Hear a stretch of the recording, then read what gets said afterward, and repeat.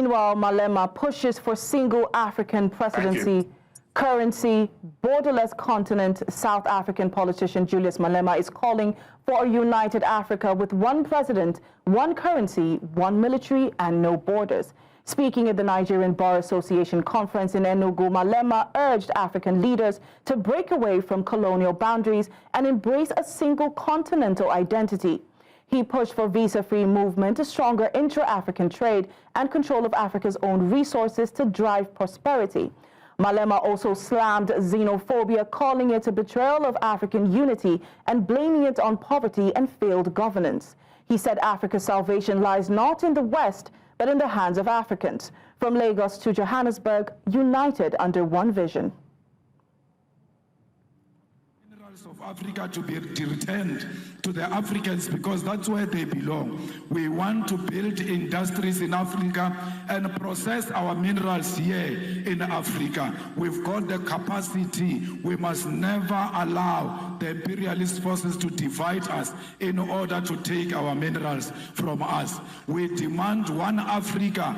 We demand borderless Africa. We demand Africa with one president, with one currency, with one military command, with one parliament, because we know the currency of Africa will be much more stronger against the American currency. We don't care what Trump thinks of us. He will never choose a policy position for Africans. We are not subject of Trump. We must refuse to be subjects of Trump. We must stand together as the world changes and show the world that Africa is one and Africa is equal to all nations, to China, to Russia, to America. We are not just a small nation. We are a big nation. We are not a dark continent. How can we be dark when we've got diamond that is shining amongst us? We are a shining nation. I thank you.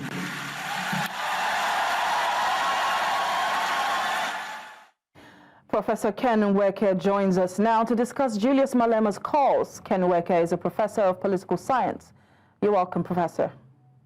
Now, what are the political implications of Julius Malema's call for a single African presidency and a borderless continent? How realistic is the vision of one African currency and unified military command given the continent's diverse political and economic landscapes? Well, for me, this is not realistic. It is, a lot of motivations on the floor. Here, Malema spoke on a number of things concerning Pan-Africanism. He reiterated the issues around Pan-Africanism, why Africa must unite.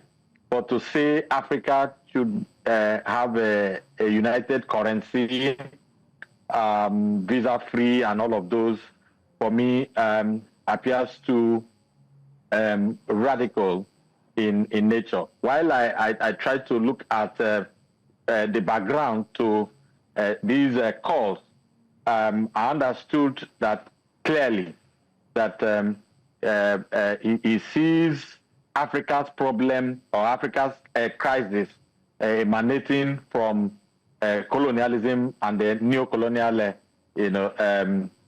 tendencies. And of course, for me, if you want to blame Africa for where we are today, then you are looking at issues around corruption, amongst the political class. And so, why will you continuously also blame, the Western countries, including Asia and all of those, for the woes that we still face as Africans? And so, if you talk about the new colonial tendencies and all of those, has been the bane of why we have continuously suffered what we are suffering in Africa.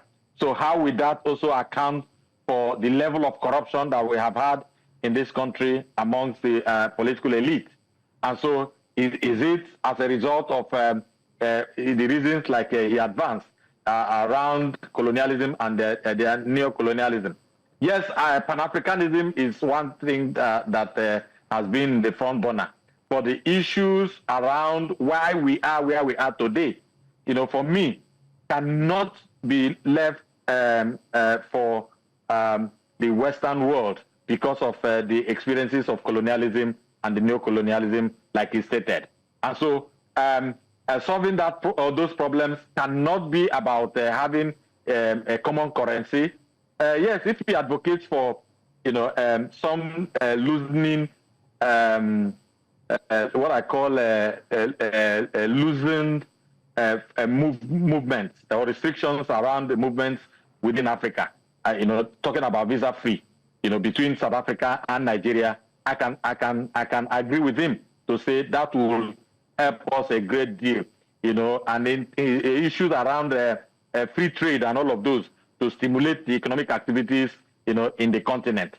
He talked about, of course, why South Africa and Nigeria must come together. So how about the other African countries, the Francophone countries and all of those? And so we have differences in terms of our colonial experiences cutting across these divides. Professor, so how would you...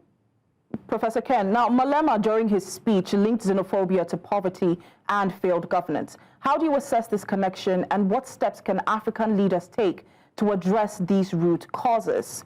In what ways could stronger intra-African trade and visa-free movement transform the African continent's economic and political future?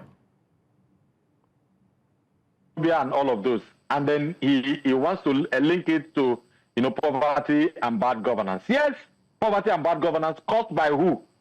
So you still continue to talk about the transportation of our mineral resources to the Western world to be processed and back to us. And so we have had our political leaders over time within the corridors of power. So what have they been able to do in order, to reset, the continent, from the shackles of colonialism and neo-colonialism? And so the idea of blaming, Western colonization, of the African continent, can no longer hold, very strongly for me, because over time, for instance, in Nigeria, we have had our independence.